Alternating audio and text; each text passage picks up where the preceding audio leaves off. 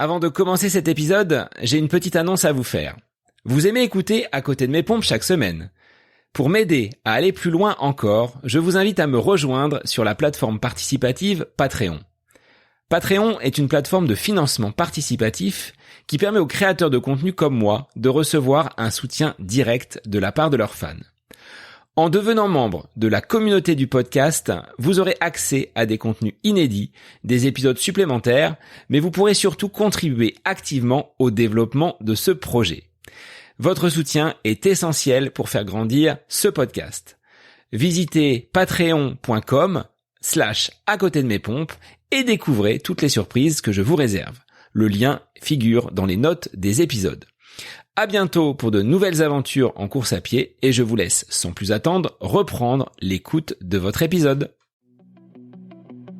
Bonjour les runners, bonjour les sportifs, bonjour aux petits membres de la course à pied, c'est Seb et c'est avec un grand plaisir que je vous retrouve pour un nouvel épisode du podcast À côté de mes pompes, cette émission hebdomadaire dans laquelle j'accueille des sportifs, des athlètes, des personnes anonymes et parfois des experts pour discuter autour de ce sujet qui nous rassemble, à savoir la course à pied.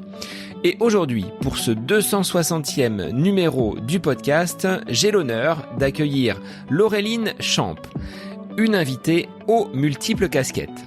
Dans cet épisode, nous allons explorer la riche et fascinante trajectoire de Laureline, allant de la musique à la sophrologie et maintenant à la gestion d'un magasin de running.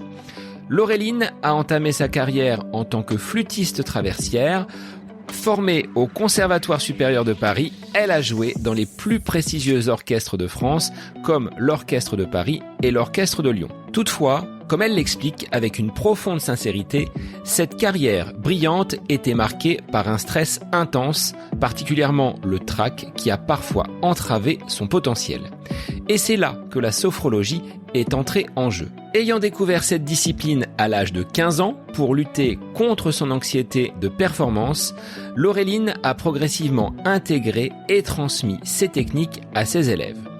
Elle a ensuite choisi de se réorienter professionnellement, obtenant un diplôme de sophrologue et se spécialisant dans la gestion de la performance en accompagnant des musiciens, des étudiants, mais aussi des sportifs. Aujourd'hui, en tant que responsable d'un magasin de running, elle continue de mêler sa passion pour le sport et son expertise en sophrologie. Elle nous parle de l'importance de la respiration et de la visualisation dans l'amélioration tant des performances sportives que de la gestion du stress au quotidien. Dans cet épisode, nous discutons également du phénomène de la performance dans le trail, une activité qu'elle pratique depuis 12 ans. Laureline partage son cheminement personnel et ses réflexions sur l'équilibre nécessaire entre ce plaisir et la performance. Alors si vous êtes curieux de savoir comment elle parvient à concilier toutes ses passions et compétences, comment elle utilise la sophrologie au quotidien et ses conseils pour intégrer ces techniques dans votre vie, vous êtes au bon endroit. Il est temps pour moi de vous laisser en compagnie de Laureline Champ, que je remercie pour l'enregistrement de cet épisode. Comment appliquer la sophrologie dans votre sport au quotidien? C'est le nouvel épisode du podcast À côté de mes pompes, pour lequel je vous souhaite une très belle écoute.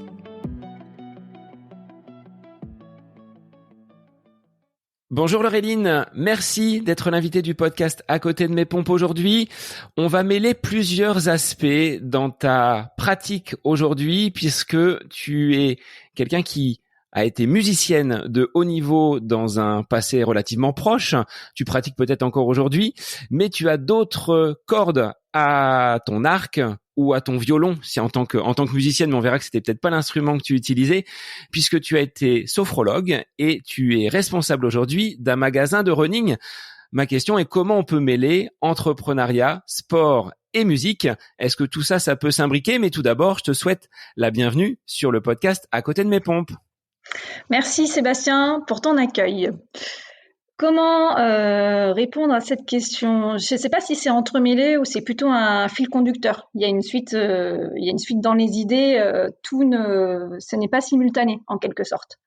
C'est plus une avancée et un cheminement de la musicienne à aujourd'hui responsable de magasin. Laureline, je vais te laisser te présenter pour que les auditeurs puissent savoir un petit peu où tu te situes et on va dérouler donc ce fil avec cette pratique de la musique à haut niveau. Mais je te laisse en dire quelques mots auparavant sur ton profil et ton identité. Alors, donc je suis Laureline, j'ai 40 ans, j'habite dans la région lyonnaise. Et donc, pour commencer par la musique, donc je suis flûtiste traversière. J'ai commencé à jouer à l'âge de 7 ans et rapidement, voilà, j'ai fait des études au conservatoire et des études au Conservatoire supérieur de Paris pour me professionnaliser dans cet instrument-là en tant qu'interprète et aussi en tant qu'enseignante. Donc voilà, j'ai joué dans dans des beaux orchestres, l'orchestre de Paris, l'orchestre de Lyon, dans des grandes salles à Paris, salle Pleyel, théâtre des Champs-Élysées. Je pense que ça parle à pas mal de personnes. Donc c'était des super expériences. J'ai enseigné aussi auprès d'élèves flûtistes en école de musique, en conservatoire. Et cette vie-là m'a été, je réfléchis, ça m'a mené jusqu'à l'âge à peu près de 30-31 ans, voilà, où j'ai fait un petit virage. Et c'est là où ça s'est imbriqué avec la partie sophrologie, parce que à l'âge de 15 ans, j'ai découvert la sophrologie. Pourquoi ? Parce que j'avais un petit problème, ce qu'on appelle le stress, le trac, l'anxiété de performance, que rencontrent beaucoup de musiciens, mais aussi de sportifs, qui m'empêchait en fait d'exprimer mon plein potentiel dans les moments vraiment importants, dans des moments où faut faire ses preuves sur des instants des fois d'une minute de prestation. Faut être là le jour J à 100%. Et voilà, je savais que j'avais le niveau, mais j'avais du mal à gérer mes émotions. Donc j'ai découvert la sophrologie dans une période où c'était pas du tout connu, vraiment pas. Enfin, à l'heure actuelle, on en parle beaucoup plus. Et je me suis assez rapidement approprié des outils. Et j'ai vraiment continué à voguer avec la sophrologie toute ma carrière de musicienne et ensuite à le transmettre à mes élèves pour ensuite vraiment devenir sophrologue, me former, continuer ma formation, me former complètement pour obtenir un diplôme, me former en sophrologie et aussi en fleur de bac sur la gestion des émotions pour me spécialiser dans la préparation d'objectifs, la performance. Et donc accompagner des personnes, aussi bien des musiciens, des sportifs et autres personnes qui préparent des objectifs. Et on sait tous qu'on a tous des objectifs dans nos vies, des fois qui sont importants, le bac jusqu'au permis de conduire. Qu'est-ce que j'ai accompagné des personnes en fac, en médecine, Canipocagne, enfin voilà, des gros objectifs où il y a besoin d'apprendre en fait à se connaître et à gérer les émotions pour être là et présent le jour J. Par rapport à cette carrière de musicienne, quels étaient les moments d'exigence que tu as pu rencontrer et à l'inverse, les moments de satisfaction? Est-ce que dans l'exigence, c'est cette répétition, cette habitude, cet entraînement qu'on va pouvoir retrouver sur le sportif pour te conduire jusqu'à la performance, comme tu l'évoquais, sur 1 minute? Quels sont les points positifs et les points négatifs de cette pratique de la musique à très haut niveau? Alors les points positifs, c'est en effet le moment de l'aboutissement qu'on appelle le moment soit du concert, parce que c'est pour ça qu'on se prépare. Bien sûr, il y a eu des phases aussi de concours, les concours d'entrée, les concours d'orchestre, mais les moments où on va dérouler notre partition comme quand on déroule notre course. En fait, le jour J est là, on s'est préparé pendant des semaines et des mois. Il y a sa propre satisfaction et puis à la différence du sport, c'est que là il y a aussi la satisfaction du public. On a la reconnaissance, le retour du public et quand ça se passe bien, c'est vraiment gratifiant et ça vient en quelque sorte couvrir ou compenser des heures et des heures de répétition justement, le fait de refaire et d'entraînement qui sont des heures, des semaines et des mois et à raison en moyenne 7 à 8 heures par jour.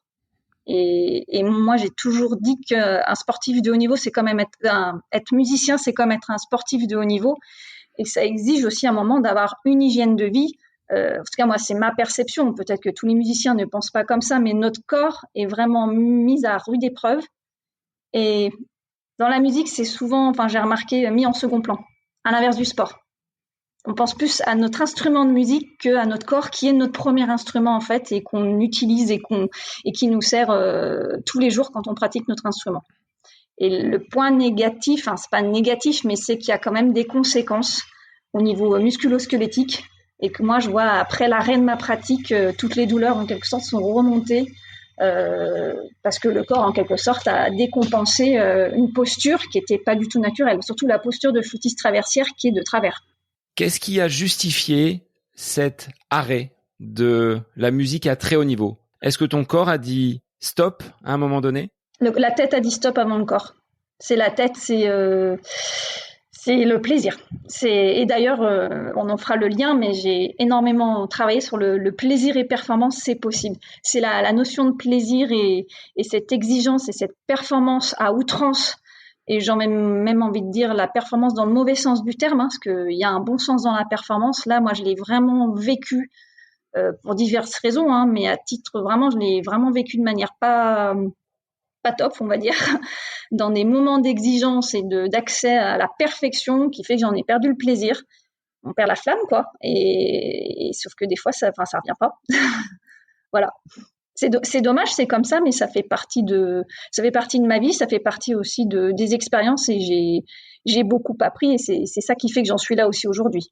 Et donc, tu as eu ce virage vers la sophrologie que tu pratiquais, tu l'as dit, depuis l'âge de 15 ans. Comment tu as pu aller finalement vers cette formation de sophrologie? Tu l'as dit, c'est pas quelque chose qui était très connu à l'époque. Est-ce que ça nécessite le passage d'un diplôme? Est-ce que tu as eu une formation qui a été poussée pour pouvoir t'installer? Comment tu pourrais définir par ailleurs la sophrologie? Alors, pour en revenir à la formation, j'ai fait une formation de 2 ans au sein d'une école qui est reconnue, on appelle ça le RNCP, pour avoir un diplôme reconnu, le répertoire national des certifications professionnelles. Voilà, c'est pas une formation en ligne de 2-3 mois comme ça peut exister. On ne fait pas de la sophrologie, on est du verbe être sophrologue. C'est pas juste une pratique, c'est une hygiène de vie, c'est une philosophie, c'est un état d'esprit. Moi déjà, qui était déjà en moi depuis plusieurs années, que j'ai vraiment confirmé et certifié par le biais d'un diplôme pour vraiment aller moi vers ma spécialisation. Enfin vraiment, je voulais me spécialiser dans le domaine de la performance. Donc avec un diplôme, un mémoire que j'ai écrit sur la sophrologie et la performance sportive, et ensuite pour m'installer en cabinet, à faire des accompagnements individuels et aussi du collectif, intervenir en entreprise. J'ai fait des ateliers, des conférences, toujours dans cet axe, dans ma spécialisation, parce que c'est mon domaine de prédilection et c'est ce que je maîtrise le mieux. Et ensuite, ta deuxième question, c'était... Comment on pourrait définir la sophrologie? Comment définir la sophrologie, oui. Qu'est-ce que l'on peut mettre dedans? C'est une méthode psychocorporelle. Donc, psychocorporelle, ça veut dire que on travaille aussi bien sur l'aspect mental que sur l'aspect physique. Et même, je dirais, une méthode, j'appelle ça les 3 C, on travaille sur le cœur, corps, cerveau. C'est vraiment cette notion d'harmonie et d'équilibre du cœur, de l'âme, du corps et de l'esprit pour travailler en harmonie. On travaille sur des techniques essentiellement de respiration. C'est-à-dire que on fait pas de sophrologie si ce n'est pas de la sophrologie si on met pas en pratique des exercices de respiration, des techniques de respiration contrôlée. Donc on apprend vraiment à travailler sur maîtriser sa respiration, soit pour se calmer, soit pour se relaxer, soit au contraire pour dynamiser. Ça va être important aussi dans le domaine du sport. On a aussi pas mal de techniques, on appelle ça de relaxation dynamique. Donc c'est assez antinomique, mais c'est justement travailler sur des zones du corps en détente pendant que d'autres sont en action. Donc là, pareil, le lien avec le sport est très important. Comment travailler sur l'économie d'énergie et solliciter les bonnes parties du corps, les muscles, les ligaments qui sont sollicités dans une action. Que ça soit dans n'importe quel domaine de la vie. Et on apprend aussi à défaire, à se dénuer de toute tension physique, mentale et émotionnelle. Et après, la 3e partie de la sophrologie, c'est tout ce qui est travail de visualisation. Où là, on va vraiment faire appel à l'imaginaire, à notre cerveau qui a une grande capacité de création, de créativité. Travailler sur des scénarios pour l'atteinte d'un objectif, se visualiser dans la préparation, dans l'après l'objectif, dans des moments compliqués qu'on pourrait rencontrer, parce qu'il y a forcément une part d'imprévu en trail, par exemple, et c'est comment travailler sur la capacité d'adaptation. Et avec cette méthode-là, c'est vraiment une sorte de package. On peut faire énormément de choses. Il y a un champ des possibles qui est infini. C'est vraiment super intéressant de travailler en sophrologie. Donc, ça nécessite là aussi un entraînement et un accompagnement. Quelqu'un qui est sportif ne va peut-être pas pouvoir mettre en place toutes ces techniques et a besoin du sophrologue pour le guider, pour l'accompagner. Ça prend combien de temps pour être, entre guillemets, autonome et être capable de mettre en place ces différentes techniques, ces différents outils que tu vas pouvoir donner aux sportifs ou à quiconque souhaite atteindre un objectif, qu'il soit sportif ou professionnel? Alors la question du temps, c'est la question. C'est difficile d'y répondre, ça va dépendre du rythme de chacun. Mais c'est évident que moi j'ai vraiment une approche pédagogique. C'est l'idée justement d'apporter les outils, d'accompagner le sportif par exemple sur un temps donné en adaptant les outils par rapport à ses propres besoins, ses objectifs, ses problématiques s'il y en a, pour qu'ensuite il puisse se les approprier. Donc en effet, au même titre que le sport, au même titre que la musique, ça demande de la pratique. Le cerveau, c'est un muscle qu'on entraîne pour pouvoir, par exemple, vraiment engrammer des programmes positifs. C'est vraiment de l'entraînement de la répétition. Le but, c'est de faire ça dans le plaisir. Hein. Si c'est de la contrainte, c'est pas du tout l'objectif. Et c'est pour acquérir à un moment une certaine autonomie sur un objectif donné. Donc, c'est difficile à dire le temps. Moi, ça m'est arrivé de préparer des personnes en 5 séances espacées sur 1 mois et demi, où il y avait vraiment un feedback à chaque séance. On travaille vraiment sur les retours d'expérience et sur des exercices à faire. Voilà, au même titre il y a un plan d'action, un plan de préparation d'entraînement sportif. Et ben, en parallèle, il y a un plan de préparation d'entraînement sophrologie qui est en lien. Et j'avais fait toute une analyse là-dessus avec la préparation sportive pour travailler les moments de préparation où on est dans des phases d'intensité en sport et adapter dans les moments où on est en phase de repos. Je sais pas si c'est clair, mais c'est vraiment que ça soit un mélange et que le sportif, puisqu'on parle de sport, puisse comprendre que ça fait partie de sa préparation et que c'est vraiment c'est entremêlé. C'est un autre champ de la préparation qu'on n'utilise pas forcément. On va souvent parler de préparation physique via les entraînements, de l'alimentation qu'on va pouvoir optimiser, mais cette partie un petit peu plus cérébrale, un petit peu plus mentale est quelque peu délaissée. Et de plus en plus, on voit des sportifs qui font appel à des préparateurs, à des sophrologues, à des personnes pour les guider. Quelle technique tu pourrais nous donner pour aborder une compétition ? Qu'est-ce que l'on va pouvoir mettre en place pour diminuer ce stress ? On peut avoir des techniques très simples et assez rapides d'utilisation, des techniques de respiration. En fait, tout dépend comment est vécu le stress. Est-ce que c'est un stress qui est paralysant ou est-ce que c'est un stress qui est boostant? Et là, on rentre quand même dans un autre sujet qui est tout à fait intéressant. Si c'est un stress qui est paralysant, oui, ça va être important de pouvoir faire calmer, redescendre la pression, d'arriver à relativiser avec quelques exercices de respiration, des respirations plus longues, des expirations, surtout sur le temps d'expiration, pour ralentir le rythme cardiaque. Parce que la base, en fait, elle est à ce niveau-là. Si le rythme cardiaque, les variations cardiaques ralentissent, tout le système, en fait, va s'autoréguler et va se calmer. C'est physique et c'est surtout très, très bien pensé. Notre corps est très intelligent. C'est qu'à partir du moment où le rythme cardiaque se calme, le cerveau, il comprend que tout se passe bien au niveau du corps et il va renvoyer l'information en disant « Ok, tout va bien en bas, donc on continue de réguler cet état positif ». Donc, c'est pour ça que la sophrologie, c'est très, très simple à mettre en place. C'est qu'on peut trouver des petits exercices rapides à faire dans des moments opportuns où on a très peu de temps pour mettre en pratique. Parce que s'il faut commencer à dérouler un tapis, à se mettre en position de yoga, on peut pas, sur ligne de départ, on n'a pas le temps. Donc, des fois, moi, donc, exercice de respiration. Je travaille aussi sur des exercices de technique d'ancrage. On va, en amont, travailler sur un geste qu'on va ancrer pour enregistrer en quelque sorte un programme positif, une pensée, des sensations positives, soit de calme, soit de bien-être, ou au contraire, quelqu'un qui a besoin d'être boosté, d'être motivé, pour pouvoir refaire ce geste en situation donnée. Est-ce que tu as des exemples de gestes, Laureline, qui pourraient justement être un geste d'ancrage?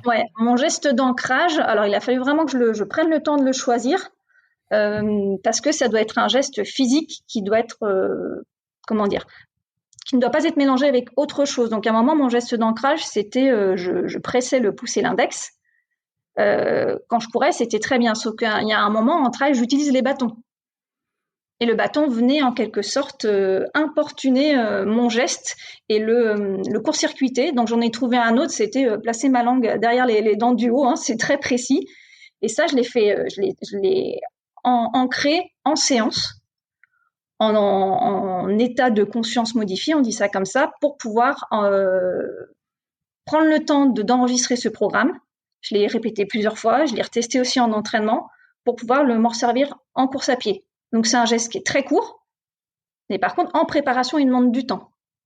Voilà, il y a vraiment 2 phases. Il y a la phase de préparation d'ancrage du geste et ensuite la phase où j'utilise ce geste d'ancrage. C'est un exemple parmi tant d'autres, mais ça demande aussi à réfléchir, se dire, un tennisman ne va pas pouvoir utiliser par exemple ses mains en geste d'ancrage parce qu'il a sa raquette de tennis, ou alors il se sert de sa raquette de tennis comme point d'ancrage. Et une fois que le geste a été réalisé, qu'est-ce qui va se passer dans notre cerveau? Quel message va être envoyé au corps derrière? En fait, c'est comme une sorte d'interrupteur. C'est le message qui va être envoyé, c'est celui que tu allais contacter en état de sophronisation, en état de conscience modifié. C'est ce message, c'est une sorte de circuit qui se met en route et qui va diffuser en soi les sensations qui ont été appelées, qui ont été contactées en préparation. C'est la technique de conditionnement du chien de Pavlov. Je ne sais pas si tu connais, je ne sais pas si les gens connaissent le chien de Pavlov. C'est cette expérience qui a été faite sur un chien auquel on donnait une assiette de nourriture et en même temps, on faisait tinter une sonnette. À plusieurs reprises, ce mécanisme a été répété plusieurs fois pour que le cerveau du chien enregistre au moment où on donne l'assiette, il y a une sonnette qui cloche, qui sonne, et surtout c'est que au moment, et je me perds un petit peu dans mes mots, au moment où il y a l'assiette, surtout le chien se met à saliver. C'est son réflexe. Lui, c'est un réflexe physique, et son cerveau enregistre assiette plus clochette égale je salive. L'expérience a été répétée plusieurs fois. Et au bout d'un moment, on a juste fait tinter la sonnette. Et le réflexe a été lequel? C'est que le chien s'est mis à saliver alors que l'assiette n'était pas présente. Ça s'appelle une technique de conditionnement où il y a un stimulus externe qui vient créer, qui vient s'ancrer au niveau mental et au niveau physique. Donc on n'est pas uniquement sur ces messages positifs que l'on va pouvoir se répéter. C'est pas de la méthode Coué à se dire tout va bien, on est dans un état de forme optimal, alors que ce n'est peut-être pas forcément le cas. Ça demande finalement beaucoup plus de travail en amont, en préparation, pour se conditionner. Exactement. La méthode Coué, c'est bien, mais se dire tout va bien alors qu'on n'y croit pas, le corps, il va très vite comprendre l'inverse. On est vraiment très, très bien fait et le corps est intelligent. Et la méthode Coué, mais il y a de la méthode Coué, c'est très intéressant cette méthode-là, mais on va plus loin, on va au-delà de ça. Et en termes de technique de respiration, tu le disais tout à l'heure, de courir en étant peut-être relativement relâché, comment va agir cette respiration sur une pratique, que ce soit du trail pour toi, moi je fais pas du fractionné et plutôt de la course sur route, comment on va pouvoir l'intégrer dans ces entraînements et dans la partie compétition, parce qu'on parlait tout à l'heure de plaisir et de performance, comment cette respiration va pouvoir avoir un rôle majeur dans nos performances et dans notre pratique au quotidien? Alors déjà, ça va être, si on parle vraiment là en phase d'entraînement, type fractionné justement, c'est d'adapter la respiration par rapport à l'effort. Alors ça va être différent en fonction de chacun. Déjà en fonction de la vitesse à laquelle on monte en vitesse, mais on va pas forcément avoir la même respiration. On parle souvent de respiration, de temps de respiration. Il y a souvent le deux temps d'inspiration, 2 temps d'expiration. Bon ça on va l'adapter en fonction de si on est sur de la vitesse intense, si on est plutôt sur du seuil, pareil si on est en montée ou en descente. En tout cas, c'est sûr que la respiration va pouvoir accompagner l'effort, parce qu'en fait, le rôle de la respiration aussi, c'est de réguler toute la partie oxygène, dioxyde de carbone au niveau du corps et au niveau des muscles. Parce que courir en apnée, ça nous empêche en fait d'évacuer des toxines. En quelque sorte, c'est d'évacuer toutes les toxines qui sont, d'expliquer. J'amène l'oxygène au niveau de mes muscles, par exemple au niveau des quadrilles, des mollets, ischio-jambiers, etc. Pour sur l'expiration recycler et rejeter à l'extérieur de moi le dioxyde de carbone et tous les déchets. C'est une image, mais c'est un rôle très important. Et moi, sur des courses, ça m'a sauvé sur certaines courses avec des débuts de crampes, des débuts de décharge, à me recentrer sur ma respiration, avoir cette image de, allez, je vais prendre plus le temps d'expirer là en descente parce que j'avais des décharges dans les cuisses. Et au bout de 5 minutes, les douleurs sont parties. Et j'ai fait on pourra en parler, mais j'ai fait plein de vidéos sur la respiration. J'ai une petite chaîne YouTube qui s'appelle Run in Sophro sur comment bien respirer en courant. Voilà, alors justement, comment on respire bien? Est-ce que on inspire par le nez, on souffle par la bouche? Moi, je pense qu'à une certaine vitesse, je dois inspirer par la bouche et souffler par la bouche. C'est peut-être pas la bonne solution. Par le nez, en fait, on peut faire tous le test. Tu inspires par le nez, le temps d'inspiration est long, parce que la cavité est beaucoup plus petite. En plus, les poils du nez qui sont là pour filtrer les particules de l'air, le temps d'inspiration par le nez est trop long par rapport à l'effort que l'on fait au moment où on court, alors que par la bouche, c'est beaucoup plus rapide. Tu emmagasines beaucoup plus d'air en une microseconde. Donc, moi, je conseille plutôt inspiration par la bouche, expiration par la bouche. Pour moi, c'est pas compliqué, parce qu'en plus, c'était ma technique en flûte traversière. Et en flûte traversière, c'était la même chose. Il fallait que j'inspire un maximum d'air pour expirer et doser mon air sur des, 20-30 secondes de morceaux. Et c'est toute une question de maîtrise, de régulation. En plus, on implique le diaphragme aussi, qui est vraiment le muscle de la respiration. Et on se rend compte que la respiration, c'est la clé de tout. C'est la clé en sophrologie, mais c'est la clé en course à pied, c'est la clé en musique. C'est la vie, déjà, évidemment. Mais là, on parle de respiration contrôlée, où c'est la clé pour dénouer des tensions, c'est la clé pour se relaxer, pour se calmer. Au contraire, pour se dynamiser, c'est la base de tout. Et rien qu'avec plein de techniques très, très simples, on peut faire déjà œuvrer sur pas mal de domaines.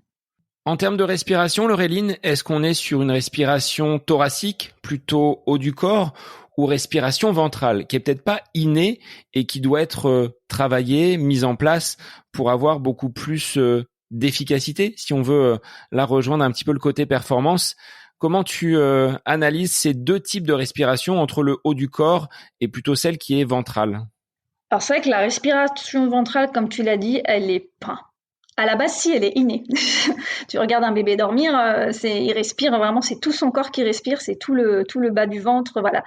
Elle est innée à la base, sauf qu'avec en ce moment le stress, qui est quand même une constante actuellement depuis plusieurs années, on a une respiration au quotidien qui est beaucoup plus haute, qu'on dit thoracique, et qui est un peu la respiration, moi je dis la respiration dite du stress, c'est qu'on en oublie justement le diaphragme, ce fameux muscle de la respiration, qui est bloqué, qui est aussi le siège des émotions. Donc déjà, dans un premier temps, c'est réapprendre à baisser sa respiration pour avoir une respiration complète.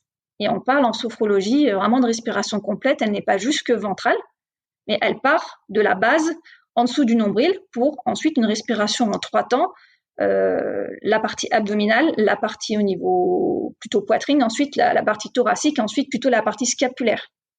Une respiration en 3 temps qu'on peut travailler vraiment en étant allongé. Après, quand on est dans l'effort, la respiration, elle est modifiée en fonction aussi de si on court plus vite, Moi, j'ai remarqué, quand je cours très très vite, ma respiration est beaucoup plus haute. C'est pas problématique en soi, faut juste arriver à bien s'oxygéner, parce que quand on est en vitesse ou quand on est en effort ou même en descente, la partie diaphragme est assez contractée, la partie abdominale en fait est contractée, mais tout simplement pour tenir en fait, pour gainer et tenir le dos et tenir les muscles, ce qui est aussi une partie très importante. Et moi, j'aime bien aller comparer avec les techniques de pilates. S'il y en a qui ont déjà fait du pilates, on parle beaucoup les exercices se font en respiration. Ils ne se font pas en apnée. Donc, c'est continuer à respirer pendant l'effort. Après, comme je disais, respirer par le ventre en pleine vitesse sur un 10 km, c'est assez compliqué. Je profite, moi, de certains moments dans mes trails, où moi, je fais plutôt de la longue distance, dans les montées, à relâcher, à essayer de respirer par le ventre. Voilà. Je ne sais pas si je réponds à ta question, mais il y a plein de choses à faire. Après, est-ce que des exercices de cohérence cardiaque font partie de ces exercices de respiration que tu vas pouvoir donner pour un petit peu resynchroniser la respiration avec ce rythme cardiaque qui peut fluctuer, alors soit pour dynamiser, comme tu l'as dit, soit pour faire baisser un petit peu le curseur de stress? Complètement. Moi, j'utilise ça au quotidien. J'ai mon application, la cohérence cardiaque. Je l'utilise pas forcément pour la course à pied, mais je l'utilise au quotidien pour, en effet, des fois, juste être dans cette harmonie, 5 temps d'inspiration, 5 temps d'expiration. Donc, c'est là où on rentre en cohérence, où en effet, pour dynamiser, on va augmenter le temps d'inspiration, parce que quand je prends de l'inspiration, là, alors par contre, c'est un exercice qu'on fait par le nez. C'est comme si c'était une prise d'énergie. Et ensuite, quand j'expire, c'est un moment de relâchement. Donc, si je veux me dynamiser, c'est l'inspiration que je vais augmenter. Donc, si on est sur un cycle de 10 secondes, je vais faire 6 temps d'inspiration, 4 temps d'expiration. Et à l'inverse, si j'ai au contraire besoin de me calmer, me relaxer avant de dormir, je vais inverser, je vais faire 4 temps d'inspiration et 6 temps d'expiration. Et une pratique quotidienne. Il y a un moment, j'ai vraiment fait l'expérience du 3 fois par jour pendant 1 mois, m'a vraiment permis de descendre mon rythme cardiaque de façon quotidienne. Voilà, je mesurais mon rythme cardiaque avec ma montre cardio. Et aussi, beaucoup de personnes dans mon entourage m'ont dit que je parlais beaucoup plus posément, beaucoup plus calmement, parce que je suis un peu une mitraillette quand je parle. Et voilà, j'ai eu des retours, on m'a dit, tu as l'air beaucoup plus posé, beaucoup plus calme, et parce que ça crée une harmonie, en fait, au niveau, toujours ce cœur, corps, cerveau, physique, mental et émotionnel. Et cette pratique, tu l'as dit, sur quelques séances réalisées sur quelques semaines, peut apporter quand même de grands bénéfices. Alors, pour la visualisation, moi, j'avais fait appel à une sophrologue, donc du côté de Beaugency où je réside, et on s'était préparé, c'était pour les 20 km de Paris. Donc, on avait fait une méditation guidée avec le départ, comment je me voyais au 5, au 10, au 15. Le problème, c'est que je n'arrivais pas au bout de cette visualisation dans l'écoute parce que je m'endormais. Alors, qu'est-ce qui se passait? C'est que j'étais trop peu connecté avec cette séance, ou est-ce que j'étais trop fatigué au point de basculer dans un endormissement précoce? Je pense plutôt fatigué, détendu, plutôt fatigué, le corps en fait qui a besoin de se reposer. Ça arrive très très régulièrement, ça arrive pour moi les personnes que j'ai accompagnées, ça arrive aussi pour moi de m'écouter mes propres séances et m'endormir pendant. Et je me suis toujours dit déjà, si je m'endors, c'est que mon corps il en a besoin. Et d'un certain côté, ça permet aussi au mental de lâcher prise et de laisser l'inconscient prendre les informations. Et en fait, finalement, il se passe quand même quelque chose qu'on ne contrôle pas, mais il se passe quelque chose parce que on est dans un état de conscience modifié, c'est limite c'est très proche de l'hypnose, tout ça. Et je me dis, c'est peut-être même mieux je dirais pas que c'est mieux que je dorme, parce que par contre, si on est dans un sommeil profond, là, par contre, le cerveau n'entend plus rien. Mais je pense que c'est un état, en fait, de sommeil qui est très léger, de récupération, où les informations passent quand même. Alors après, dans l'idéal, quand il se passe ce genre de scénario, c'est de refaire la séance. De toute façon, une séance de visualisation, c'est comme la technique d'ancrage, c'est pas en une fois. Ça va être selon les personnes, selon la capacité aussi de lâcher prise au niveau mental, il va falloir plus ou moins de temps de répétition de la séance. Donc là, ça partait plus pour moi en forme de sieste qui était quand même réparatrice, comme tu l'as dit. C'est qu'il y avait besoin de sommeil. Ouais. Ah ouais, et 10 minutes, 20 minutes de séance, moi je fais beaucoup de micro-siestes en m'écoutant une séance de sophro ou de méditation.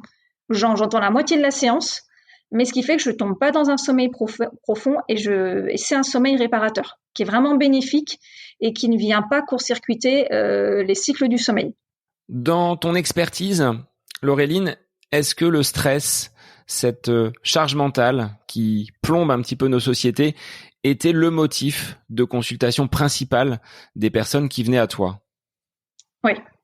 Ah oui, c'était... Ouais. Je peux pas dire à quel pourcentage, mais c'est le stress dans tous ses états. Le stress quotidien, le stress au travail, le stress d'un objectif, le stress dans le couple. Ça se décline de façon, de différentes façons.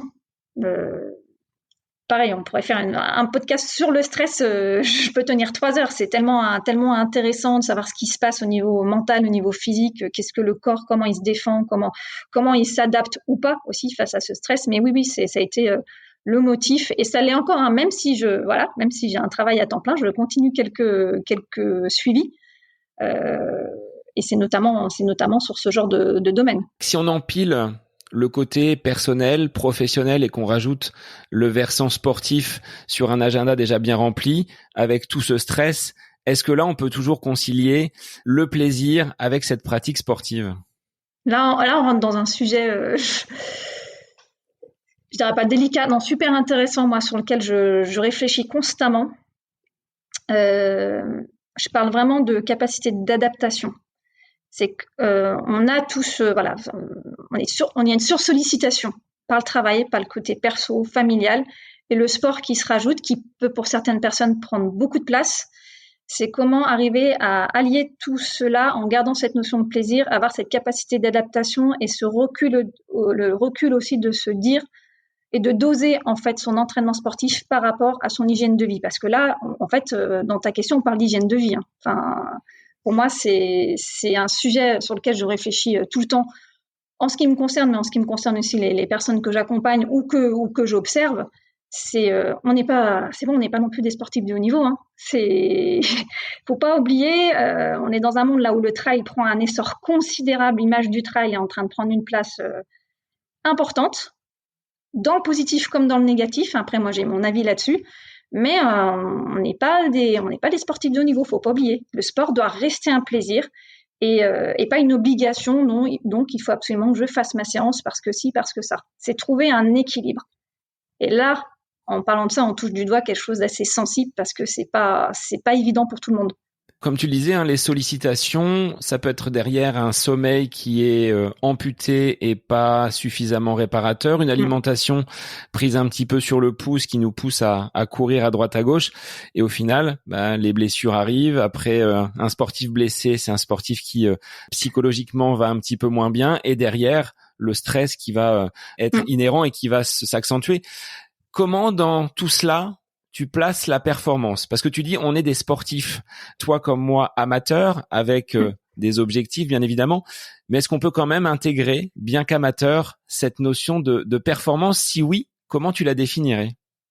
Tout dépend ce que tu mets derrière le mot performance.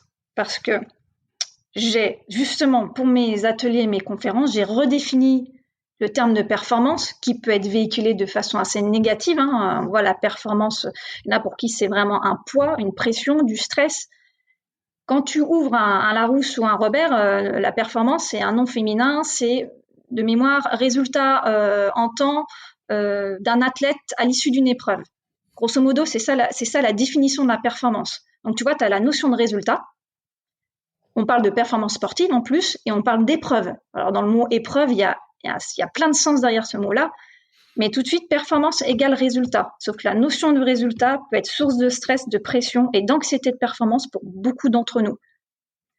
Maintenant, il y a aussi, voilà, on parle de la performance, il y a faire une performance, c'est encore autre chose. C'est être dans l'action, on parle de performance sportive, on parle aussi de performance artistique. Moi, je faisais des performances scéniques. Là, c'est le moment où je suis dans la réalisation, dans la concrétisation de quelque chose, je suis dans le faire et dans l'action. Et on parle encore il y a une autre notion de la performance, c'est le être performant. Et qu'est-ce que c'est qu'être performant? Et c'est là où j'intègre la sophrologie, les fleurs de bac, la préparation mentale.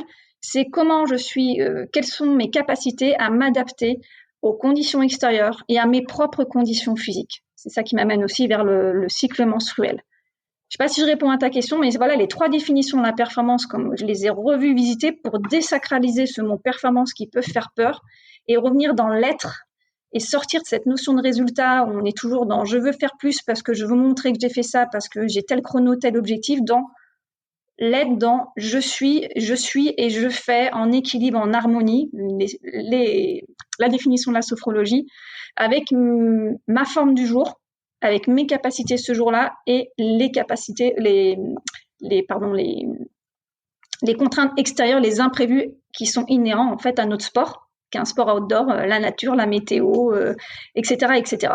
Alors tu l'as dit, hein, par rapport à cet essor du trail, et ça rejoint un petit peu ce que tu viens de dire.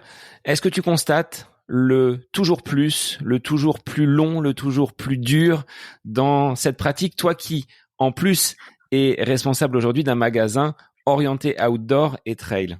Ah bah là, je suis en plein dedans. C'est un peu ça fait un moment que j'y pense. De plus en plus, là, ces dernières semaines, je me pose énormément de questions sur ma pratique. En effet, les gens que je rencontre en magasin, je pense que je suis vraiment aux premières loges. Alors, j'équipe pas des trailers élites, ils ont pas besoin de moi, hein, et ils ont des sponsors, mais quand même j'ai du trailer, j'ai du coureur. Je pas que des trailers, des coureurs débutants ou coureurs confirmés. Et je vois vraiment ce phénomène, oui, de toujours plus et de la course à pied et le trail qui devient un statut. Je suis trailer, je suis ultra traileuse parce que j'ai fait un 100 km qui devient un statut et on en perd un peu en fait, non, c'est bon, on fait juste du sport et du trail, hein, on pratique, hein, on n'est pas, comme je dis, on n'est pas des sportifs de haut niveau. Et ça me fait, je vais pas dire que ça m'inquiète, mais je me dis où est-ce qu'on va parce que de plus en plus de gens se blessent. Il y a des erreurs qui sont faites, il y a cette surenchère de kilomètres. Les réseaux sociaux, ils sont pour beaucoup aussi. Moi,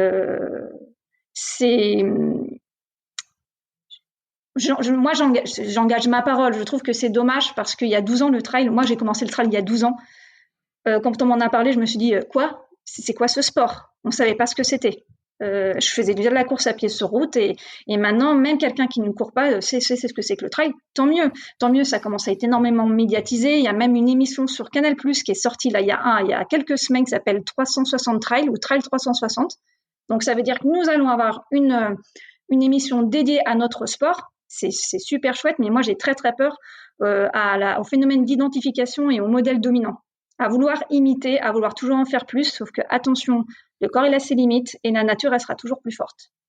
Et c'est pour ça qu'aussi, je suis en plein au cœur de cette réflexion suite à un trail que je devais faire il y a 3 semaines, où il y a eu un mort, il y a eu un drame, tous les trailers en ont entendu parler, parce que la nature, elle a eu raison, tout simplement. Et qu'à un moment, il faut juste savoir dire stop, il faut savoir s'arrêter et devenir, en fait, revenir à la raison et au cœur de pourquoi on fait du sport. Pour soi, à la base. Comment tu as découvert, tu l'as dit, avoir commencé ta pratique par la route, ensuite le trail, tu es attiré peut-être par les distances relativement longues, mais quel a été ton cheminement? Est-ce que tu as basculé tout de suite vers du très long ou est-ce que tu as été raisonnable et tu as été relativement progressive dans ta pratique?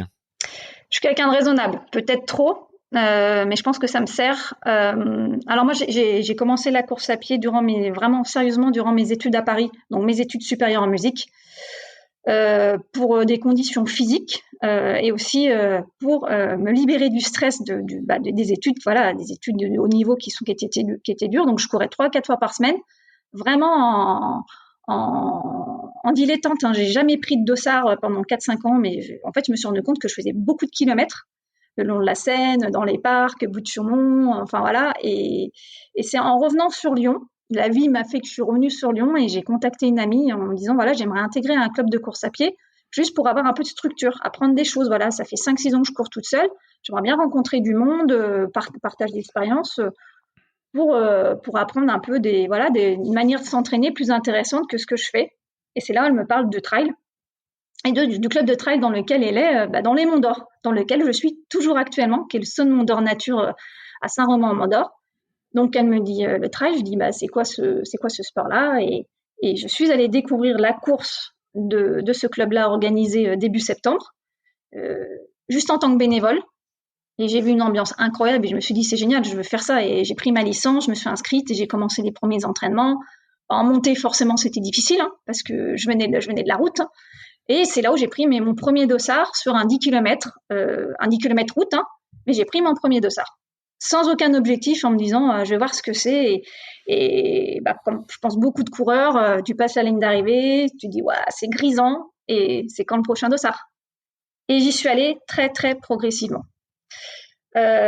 Pour pas griller les étapes, pour aussi sortir de mes vieux démons et de mes schémas de pensée de la musique, sortir de cette performance à outrance que j'ai vécue, pour être vraiment dans cette notion de plaisir. Et moi, le trail d'un saint à côté m'a sauvé la vie à un moment compliqué dans ma vie à cette période-là, il y a 12 ans, et ça a été ma bouffée d'oxygène et je me suis retrouvée et ça a été et ça l'est toujours ma thérapie. J'apprends énormément sur moi.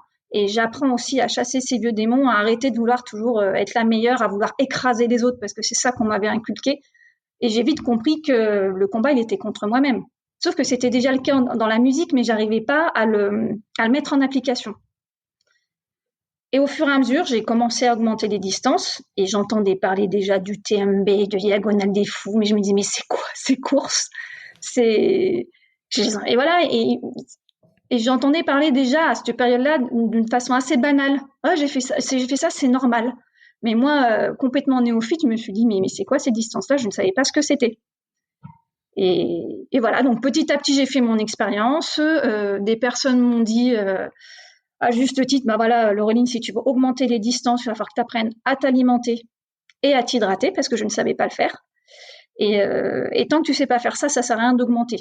Donc de 10, de 20, en 30, j'ai mis 10 ans pour courir mon premier 100 km, qui est la CCC en 2022. Ce qui est assez rare. Et encore plus maintenant où à travers le magasin, je vois des coureurs qui viennent s'équiper, qui me disent je commence la course à pied, je commence le trail, dans 2 ans, je vais faire la diagonale des fous. Oui, ok, pourquoi? Et ensuite, il me posait la question, c'est quoi votre conseil? Je dis, vous voulez vraiment mon conseil en tant que coureuse? Mais attendez, prenez le temps. La course, dans 10 ans, elle existera toujours. Prenez le temps de prendre de l'expérience, déjà apprendre à vous connaître physiquement, mentalement, d'apprendre à encaisser les kilomètres, à passer forcément, on rencontre des moments difficiles sur du trail long, apprendre à vous alimenter, apprendre à vous hydrater, et allez, dans plusieurs années, vous serez prêt. Et le danger, il est là. Le danger, il est là, c'est qu'on veut tout de suite, plus vite, maintenant, pour pouvoir dire je suis ultra-trailer et j'ai fait 160 km. Et qu'est-ce qu'ils te rétorquent quand tu leur dis prudence, donnez-vous du temps, attendez, soyez patient, testez, expérimentez? Est-ce qu'ils te disent oui, Laureline, on va t'écouter, ou est-ce que finalement, qui plus est avec ta casquette, alors je vais peut-être pas me faire que des amis, mais responsable de magasin, personne féminine à la tête d'un magasin de course à pied, est-ce que, en termes de crédibilité, ils ont autant de crédibilité si c'était peut-être un homme qui leur posait ce type d'argument en les mettant en garde sur l'augmentation trop rapide d'une charge d'entraînement, d'un objectif qui est trop ambitieux?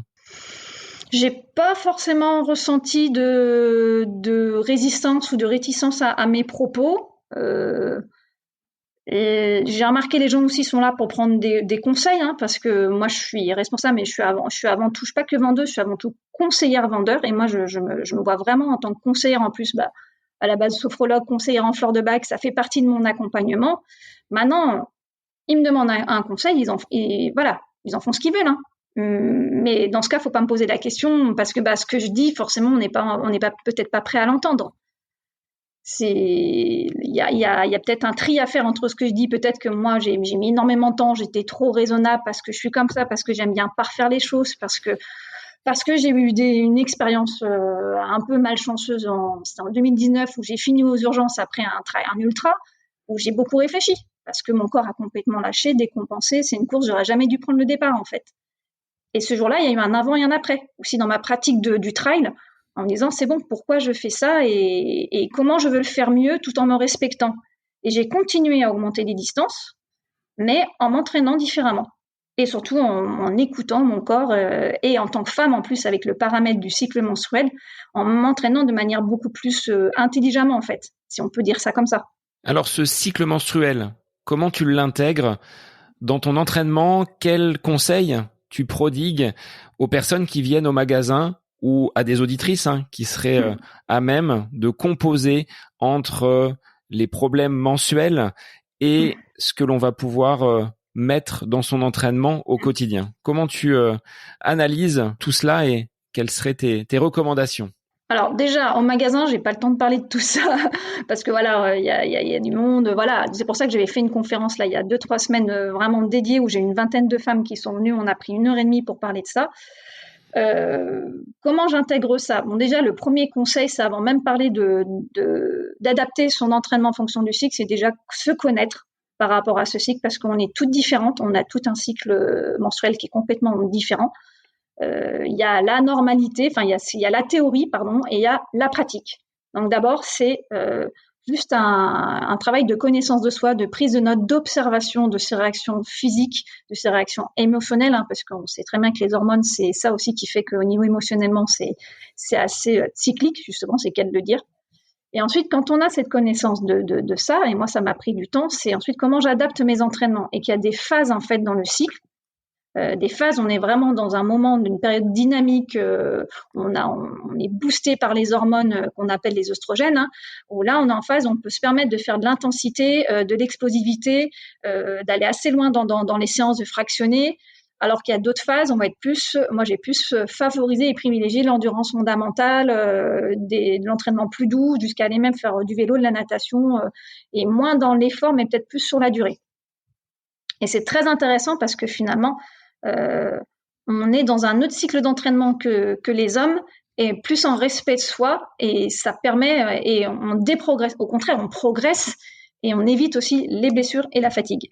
Plus un entraînement en accord avec ses sensations et avec la forme du jour, ce qui nécessite comme tu l'as dit, d'avoir une bonne connaissance de soi pour savoir quelle charge, quelle dose d'entraînement on va pouvoir mettre en fonction du cycle et en fonction de la période. Oui, exactement. Et en fait, ça permet de comment on pourrait dire, quand on parle de performer, des fois d'améliorer en fait certains aspects sur certaines séances, de développer certaines capacités parce qu'on est dans le bon timing. Et à l'inverse, quand on est, et moi c'est ce qui s'est passé, c'est ça qui fait que j'en suis arrivée là aussi, c'est que des fois j'étais complètement déphasée. J'allais faire une séance d'intensité alors que j'étais en phase, souvent la partie la plus compliquée, la période très souvent très compliquée pour les femmes qui est la phase prémenstruelle jusqu'au moment où on a les règles, les hormones sont plus bas, on est fatigué, on a plus besoin de se reposer finalement ou de faire quelque chose de doux, du pilates, du yoga, la natation, où là j'allais faire des grosses séances de fractionnés. Jusqu'à ce qu'en fait j'arrive à un point de rupture, alors pas de blessure, mais de fatigue, d'usure, et attention, je me disais, oh là, il y a le plaisir qui est en train de partir, attention, une petite piqûre de rappel de la musique. Et je me suis dit, non, mais moi, donc je vais faire les choses autrement, et je pense qu'il y a une autre manière de s'entraîner. Et comme c'est un sujet auquel je m'intéressais depuis plusieurs années, sur d'autres aspects, le cycle menstruel et les émotions et les relations, je me suis dit, il y a moyen de calquer ça sur mon entraînement sportif. Donc, j'ai expérimenté ça pendant 1 an et à cette période-là, je préparais le 90 km du Mont Blanc. Donc, qui est quand même une distance qui n'est pas négligeable. Et j'ai fait mon petit rat de laboratoire et je me suis dit, allez, j'ai pris des notes. J'ai tenu un tableau pendant 1 an sur mes activités, mon ressenti, les phases du cycle, juste pour préparer cette course-là. Une course qui s'est très très bien passée. Il y a eu des moments difficiles, mais au niveau physique, j'étais vraiment en pleine forme physique. Et surtout, c'est que l'entraînement, ce qui est important, il y a la destination, mais c'est tout le cheminement en fait et toute la progression qu'il y a eu durant les mois de préparation en lien avec le cycle et cette notion de plaisir qui était revenue parce que j'avais l'impression de reprendre la maîtrise en fait de moi et de mon corps, mais dans le bon sens du terme. Je parle pas de contrôle. Je parle de maîtrise, dans l'art de maîtriser et de se dire, là, je m'entraîne, là, je me repose. Et ça change tout. Des planètes alignées, c'est quand même plus facile pour derrière atteindre tes objectifs et les performances. Si Laureline, une femme, rencontre ses règles sur une course, est-ce que tu trouves que tout est adapté pour qu'elle puisse bien vivre sa course ? J'en parlais avec Cécile Bertin qui disait qu'en termes de toilettes, d'infrastructures pour que les sportifs puissent se préparer, se changer potentiellement, c'était pas toujours aussi facile que cela. Est-ce que tu confirmes de ton regard de traileuse experte et de responsable de magasin qui doit vivre également au contact des organisations et des structures qui participent à l'organisation des courses ? Ah, c'est intéressant, je me suis jamais posé la question parce que j'ai jamais été confrontée à ça. En fait, en 12 ans de trail, je crois que j'ai vraiment eu la chance, j'ai jamais eu de problème à ce niveau-là. Mais c'est vrai que quand on y réfléchit, il peut y avoir vraiment une mise à disposition beaucoup plus facile, je vais pas dire pour les femmes, en fait, pour tout le monde. Ensuite, je sais pas en fait ce que je peux te dire d'autre par rapport à cette thématique-là parce que je pense que c'est assez compliqué aussi peut-être pour les organisations de mettre en place un dispositif pour pouvoir en fait aider les personnes à ce niveau-là. J'ai pas vraiment de réponse sur cette thématique-là.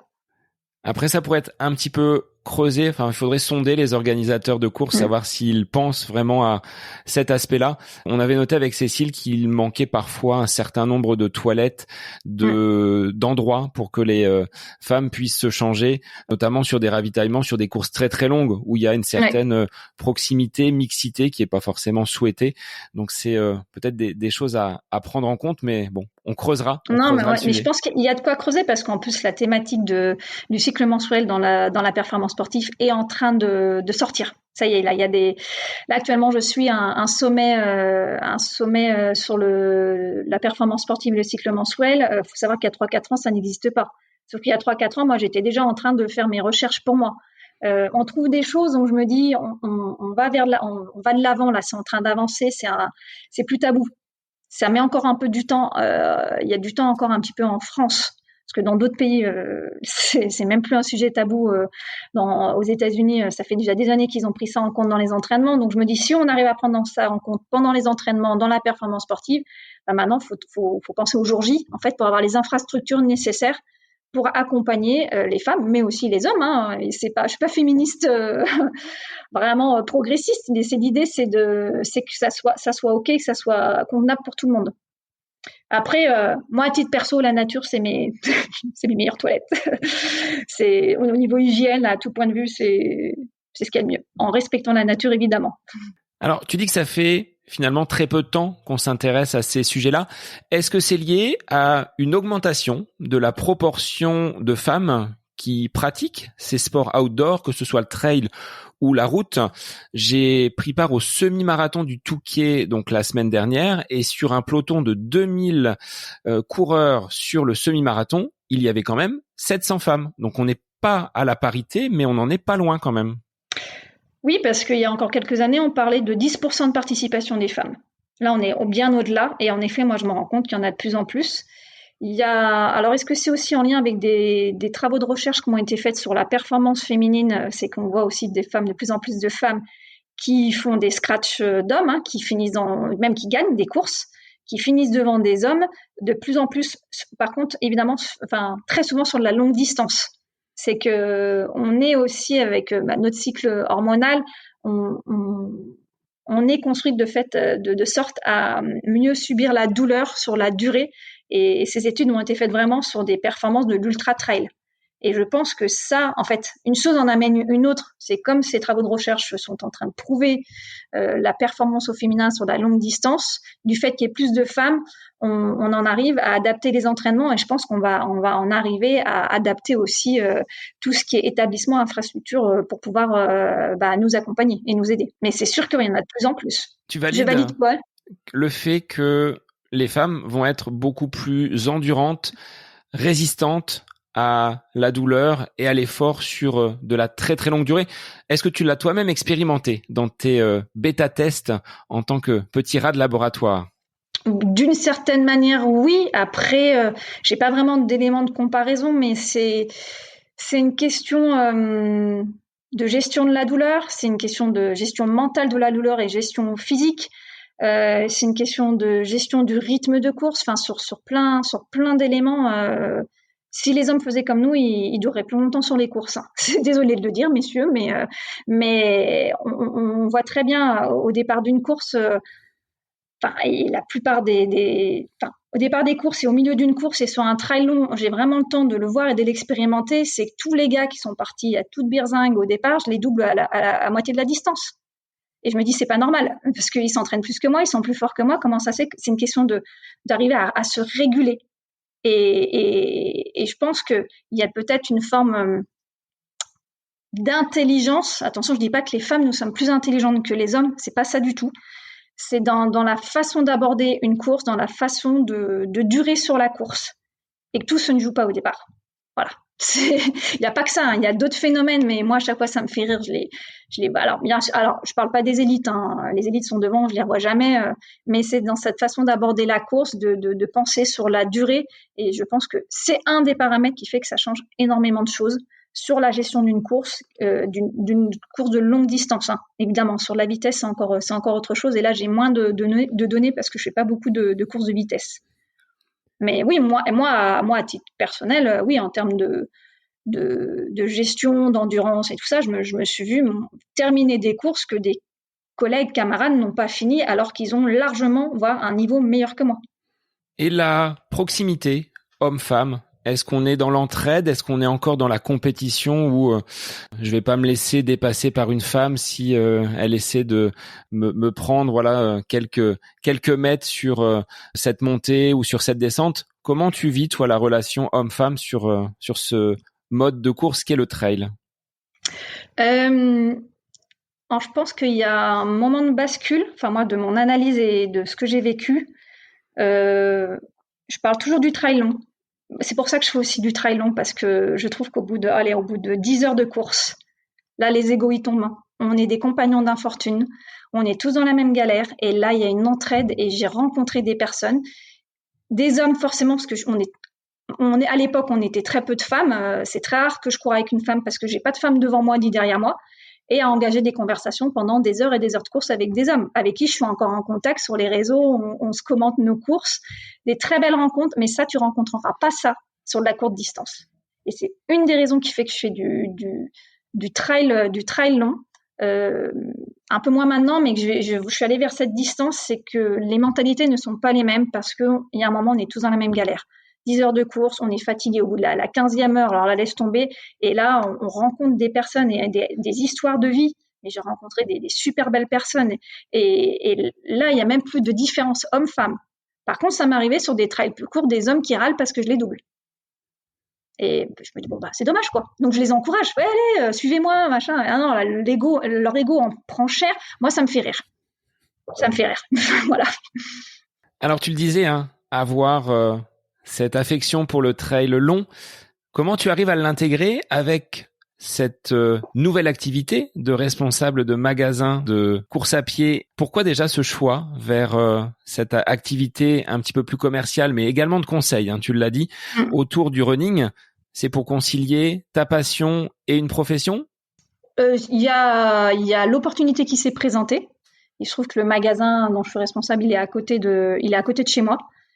Dans un lieu, en plus, moi je suis lyonnaise, je suis née à Lyon, je reviens dans la région lyonnaise, je connais très très bien les environs, notre terrain de jeu qui s'appelle les Monts d'Or, donc je pense que je suis très bien placée pour pouvoir aussi conseiller les gens sur leur entraînement, leur pratique. L'opportunité s'est présentée.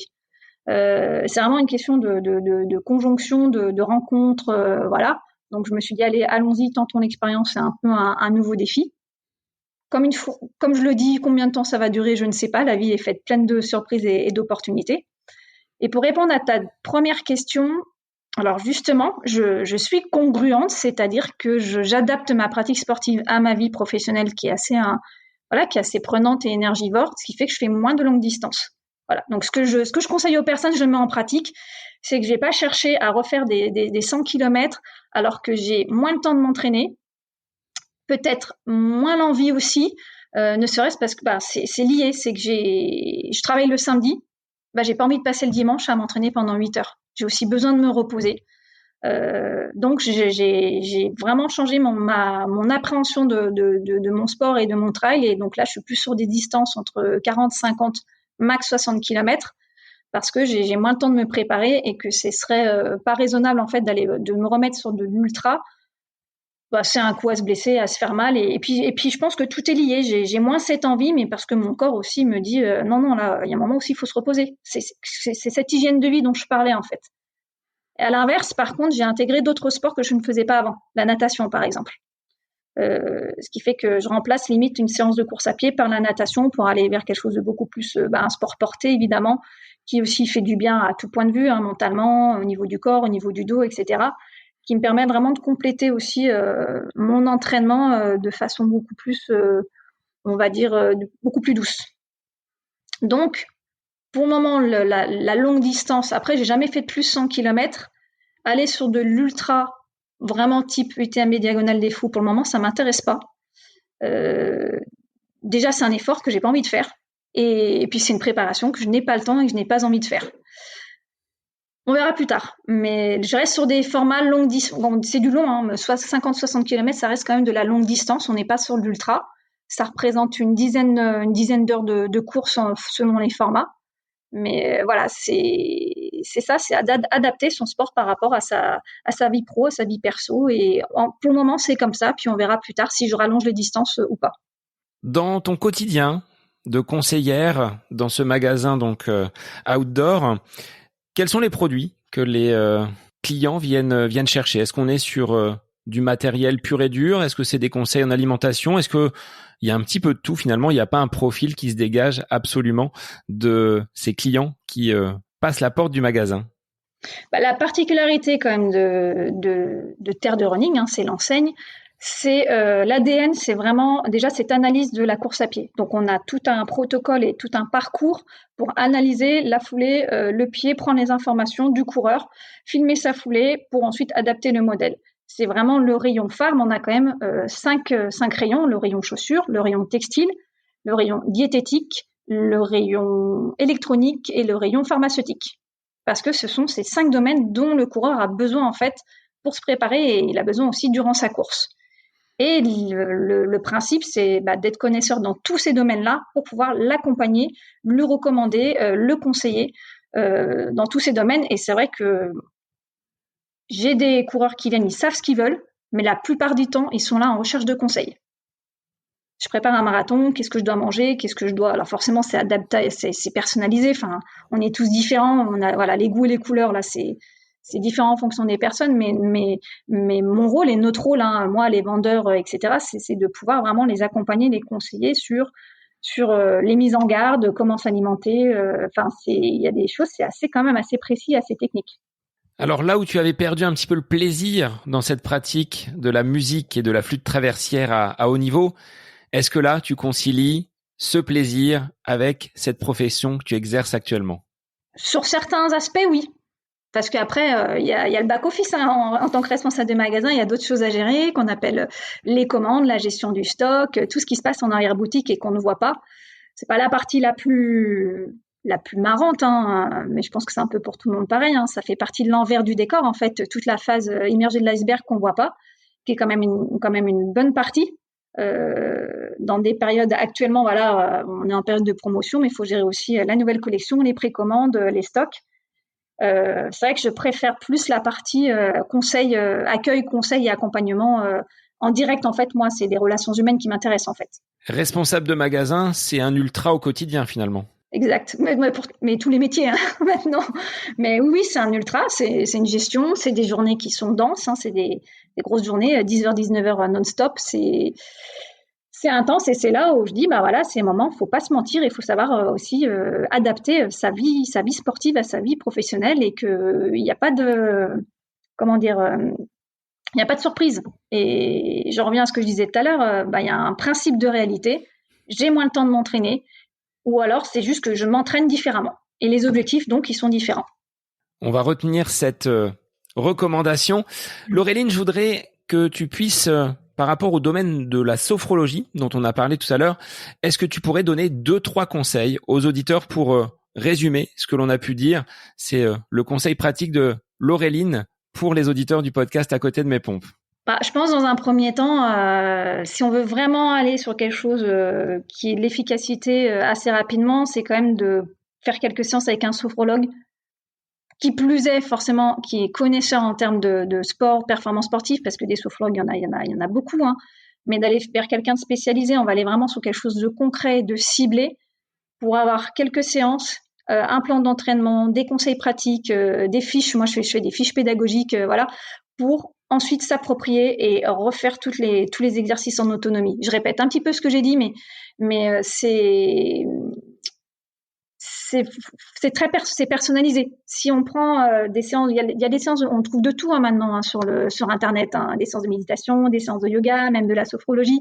Mais si on veut vraiment être dans l'efficacité, c'est comme une préparation précise pour un 10 km. Bon voilà, c'est faire du personnalisé, du ciblé, avec ses propres objectifs, ses propres conditions, ses propres obstacles aussi, sur des séances adaptées. Voilà, je réponds à peu près à ta question, mais dans l'idée, c'est de commencer par ça. Ça ne demande pas non plus 36 000 séances, hein. Mais c'est un investissement qui permet d'avoir des outils à vie qu'on peut réutiliser dans plein de moments. Et même des outils sportifs qu'on peut utiliser dans sa vie quotidienne. Parce qu'on est confronté à une même problématique dans la vie professionnelle où on a un entretien d'embauche, un rendez-vous, un bilan annuel, une présentation, tout est calcable. Donc on peut transposer assez facilement ces techniques. Et tu l'as dit, hein, l'importance de la respiration. Donc si tu as une petite application à nous donner, je la mettrai en lien dans les notes de l'épisode pour la cohérence cardiaque, de façon à travailler ce souffle qui est là quelque chose du quotidien. Hein. On peut pas s'empêcher de respirer de toute façon. T'as une application qui s'appelle Respirelax qui est gratuite, que tu utilises sur tous les téléphones, tu peux trouver sur les téléphones Android, qui est vraiment pratique. Tu peux mettre aussi, on en reparlera en lien, les liens vers ma chaîne YouTube. Alors attention, hein, c'est une chaîne YouTube, je gagne rien, j'ai 300 abonnés, où j'ai plein de conseils pratiques. Je parle des cohérences cardiaques, je parle de la respiration, vraiment, qu'est-ce qui se passe au niveau physiologique, des techniques de respiration en courant. Il y a pas mal de choses. Et en effet, Respirelax, moi, c'est l'application qui est sur mon téléphone, sur ma page d'accueil et que j'utilise très, très régulièrement. Et c'est des séances de 5 minutes. Hein. C'est très court. Alors, Laureline, avant de te laisser retrouver le magasin dans une période d'activité très intense avec ces soldes de l'été, un instant pour toi où tu es à côté de tes pompes, ce serait quoi ? En dehors de toute activité physique, toute activité sportive, qu'est-ce que tu aimes faire quand tu n'es pas dans l'action et dans le sport ? J'aime rencontrer des gens, être avec mes amis, passer un moment de soirée, d'échange. J'aime bien lire. Je me rends compte que je lis de moins en moins, je prends peut-être pas le temps.